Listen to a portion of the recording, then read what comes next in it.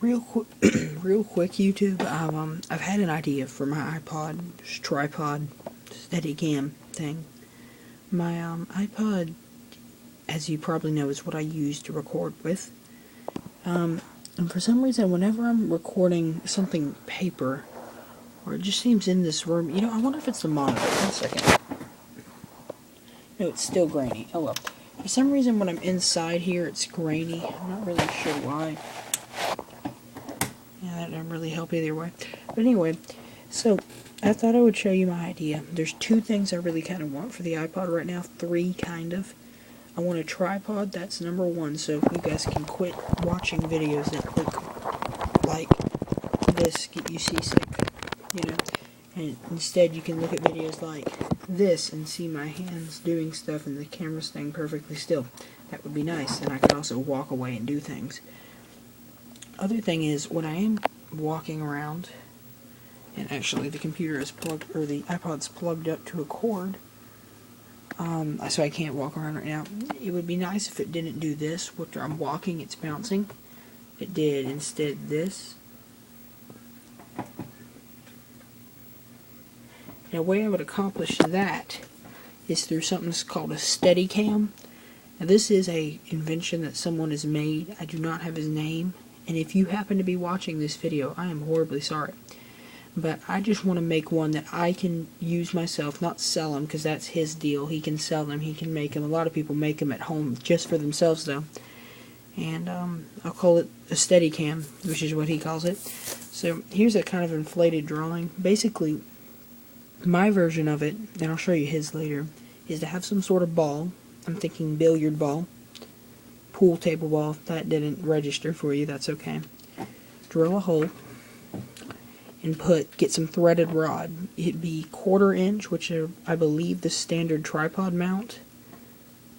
Yeah, I think that is. Anyway, just have it where you can screw a camera on.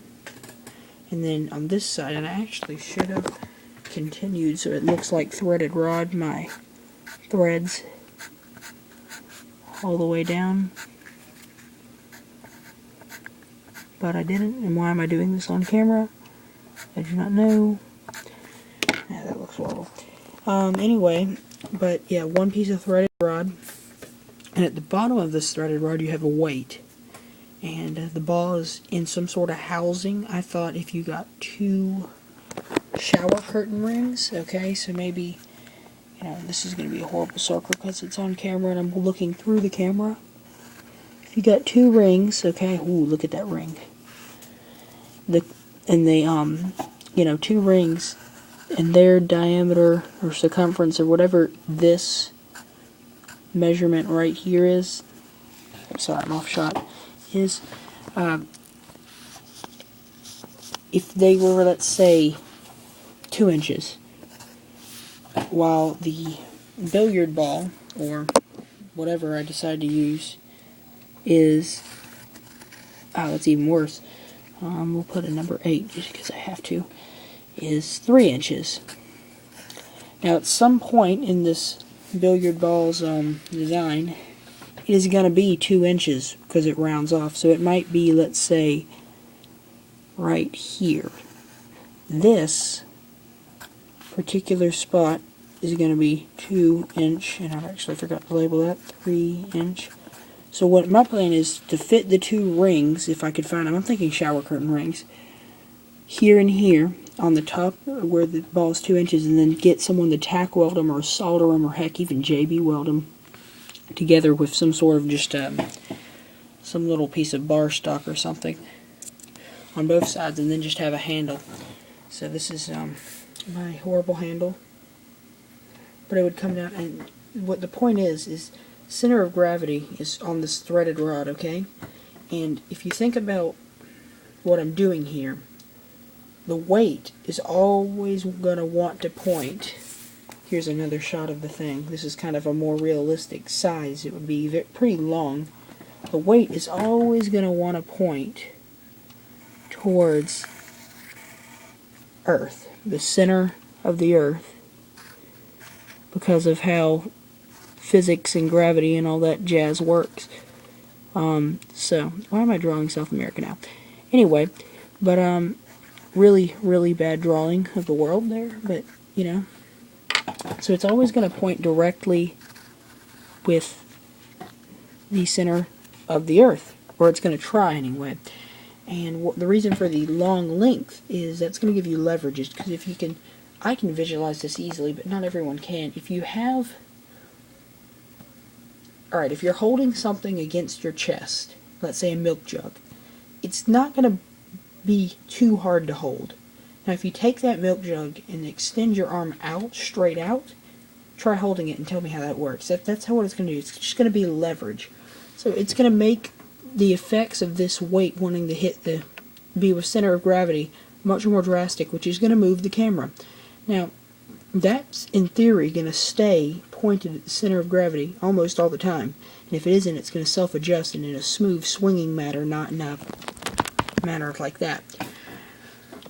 All the mount is for, the reason I drew this one because it's a more accurate length. This guy, I ran out of room. But all this is for is so the ball can pivot, you know, back and forth, and I can hold the handle and something stays still, and then the iPod will go up here through probably, I found a design I really liked, some fellow in India posted it. I don't have his name. I should have written this stuff down, but I hope that's an explanation of what I want to do.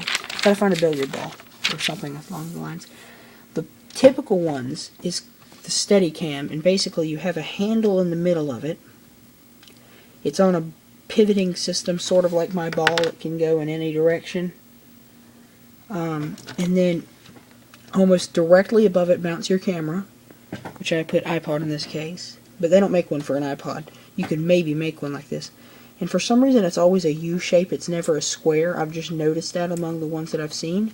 So I don't know if that's a specific reason. Like I said, I'm not a physics guy. Maybe one day I will be, but for now I'm not a Sheldon. And yeah, so oh, low battery. That's why the iPod should be charging.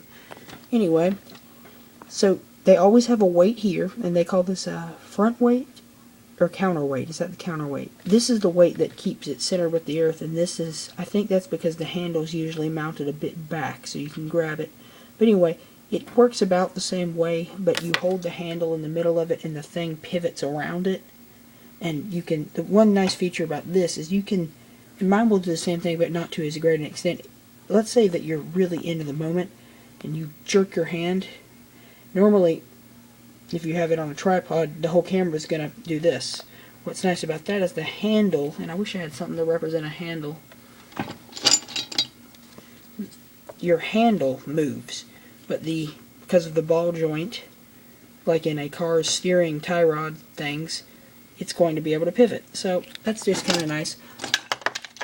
This is kind of what I'm looking into making right now, just as a little side project. The steam engine is not dead, it's dead until I can get some parts, but I need money for those parts, and my Nova doesn't like me giving money to anything but the Nova. The only other thing I thought about making, I saw this in Myrtle Beach, South Carolina, and this is a horrible drawing. They called it the lens. I think a more appropriate name would be sniped. But basically what it was is you had a typical iPod Touch, iPhone, whatever you want to call it, case. Like, can I show you this without completely taking it off? No. Anyway, that's that black bar, by the way, that you always see. But just, you have a case, it's a hard plastic case, and it has a little, it's a little clip thing. It almost looks like one of these, except to not quite as an extent so it doesn't crush your iPod. And it flips down and holds the thing in there because it already has clips on the edge. That's just an extra precaution. Has a little 6-inch or so tripod on the bottom, but it has a lens on it. Looks like a small sniper rifle lens, or maybe a lens off of a telescope. They had a one for a +8 magnification, a +32, and a 64, I believe. And I don't need that. They slide in. They're like, there's little clips on a lot of the fisheye attachments have. And the fisheye gives you a 180-degree shot, so it would look bulbous, but I could get in from there to there on one shot. But yeah, I just thought that would be neat if you're viewing something far off. I've seen Kip K do this with a webcam before. But yeah, this is my idea. So hopefully I can do this. I need a billiard ball though.